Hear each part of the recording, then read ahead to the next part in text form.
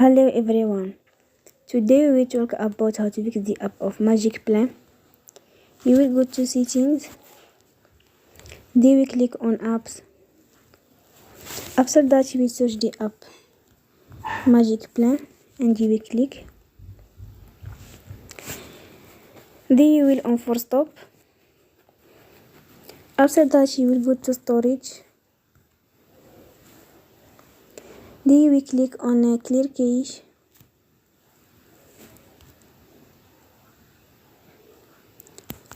You will go to Play Store and you will update your app.